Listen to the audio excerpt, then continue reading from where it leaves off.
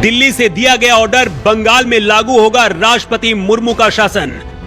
हिंदुओं का शुरू हुआ पलायन तो शाह ने भेजी सेना, कट्टरपंथियों के छिलके उतारने के लिए पहुंच गए खतरनाक कमांडो।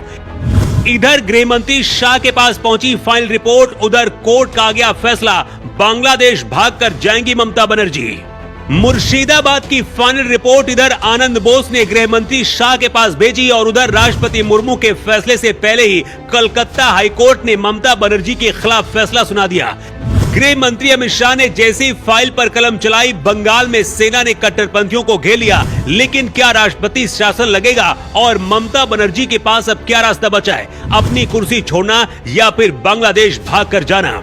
उससे पहले पिछले 48 घंटे में पश्चिम बंगाल में क्या क्या हुआ है, पहले वो जान लीजिए। पश्चिम बंगाल के मुर्शिदाबाद में हुई इस्लामी हिंसा के दौरान सिर्फ हिंदुओं की दुकानों को निशाना बनाया गया। कट्टरपंथियों ने पेट्रोल बम से निशाना बनाया। बड़ी संख्या में हिंदू अब मुर्शिदाबाद से भागने को मजबूर हैं। मीडिया से बात करते हुए एक हिंदू पीड़ित ने बताया कि इस्लामी भीड़ अचानक से आई और उनकी दुकान पर हमला कर दिया। भीड़ में शामिल मुस्लिम चिल्ला रहे थे कि वो किसी भी हिंदू को इस इलाके में नहीं छोड़ेंगे। उनकी दुकान का सामान लूट लिया गया और फर्नीचर में आग लगा दी गई। सिर्फ हिंदुओं को टारगेट किया गया, वहां पर मौजूद किसी भी मुस्लिम दुकान को नुकसान नहीं पहुंचाया गया। ममता बनर्जी सरकार की नाकामी है या फिर ये कहें कि ममता बनर्जी की शय पर ये सब कुछ हो रहा है। हालात ऐसे हो गए हैं कि अब अपने आप को और अपने परिवार को बचाने के लिए हिंदू मुर्शिदाबाद से पलायन कर मालदा और दूसरे इलाकों में जा रहे हैं। एक पीड़ित परिवार ने बताया कि कट्टरपंथियों की भीड़ ने हिंदू महिलाओं के साथ भी छेड़खानी की है। कोलकाता हाईकोर्ट ने कहा कि बंगाल में जो कुछ हो रहा है उसे संभाल पाना कोलकाता पुलिस के बस में नहीं है। इसके बाद गृह मंत्री अमित शाह ने बीएसएफ जवानों की 8 कंपनियों को भेज दिया, लेकिन कट्टरपंथियों ने सेना के जवानों पर भी हमला किया। बीएसएफ के डीआईजी ने बताया कि भीड़ ने उनके ऊपर पेट्रोल बम और पत्थर चलाए। हालात बिगड़ते देखकर राष्ट्रपति शासन लगाए जाने की मांग की जा रही है।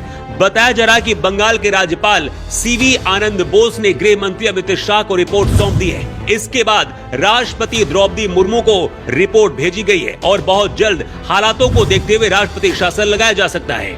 इस वक्त जिस तरह से मुर्शिदाबाद से सैकड़ों हिंदू पलायन कर रहे हैं, अगर ममता बनर्जी हालातों पर काबू नहीं कर पाई तो वो दिन दूर नहीं जब ममता बनर्जी को बांग्लादेश भागकर जाना पड़ेगा, क्योंकि ममता बनर्जी बांग्लादेशी घुसपैठियों की भी सबसे ज्यादा हमदर्द है। बंगाल हिंसा पर इस बार कांग्रेस भी बीजेपी के साथ आकर खड़ी हो गई है। कांग्रेस नेता अधीर रंजन चौधरी ने कहा कि ममता बनर्जी नाटक कर रही हैं, वो धर्मनिरपेक्ष होने का दिखावा करती हैं और ममता बनर्जी की वजह से ही मुर्शिदाबाद में ऐसे हालात हुए हैं। पलायन करने वाले हिंदू राष्ट्रपति शासन की मांग कर रहे हैं, लेकिन राष्ट्रपति शासन लगाना अब क्यों जरूरी है, इसकी वजह भी आपको बताते हैं।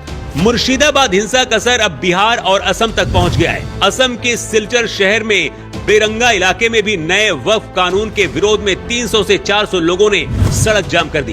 पुलिस रास्ता खाली कराने गई तो प्रदर्शनकारियों ने पथराव कर दिया, जिसके बाद पुलिस को लाठीचार्ज करना पड़ा। असम में बंगाल जैसे हालात नहीं हो पाएंगे, क्योंकि वहां के मुख्यमंत्री हेमंत शर्मा कट्टरपंथियों को पहले ही लाइन में लगाते रहे और बुलडोजर से लेकर एनकाउंटर पॉलिसी भी उनकी लिस्ट में शामिल है। पश्चिम बंगाल के राज्यपाल आनंद बोस से अमित शाह ने खुद फोन पर बात की है और राष्ट्रपति मुर्मू भी हालातों पर नजर बनाए हुए। बहुत जल्द केंद्रीय कैबिनेट की एक बैठक बुलाई जाने की तैयारी चल रही है, जिसमें राष्ट्रपति शासन लगाए जाने पर फैसला हो सकता है। मतलब अगले 48 घंटे बंगाल के लिए बहुत अहम है। अगर हालात नहीं संभले तो ममता बनर्जी की कुर्सी जानी तय है और बंगाल में मुर्मू राज शुरू होगा। क्या बंगाल में राष्ट्रपति शासन लगना चाहिए और ऐसे हालातों से निपटने के लिए कैसी कार्रवाई करनी चाहिए? अपनी राय जरूर दें।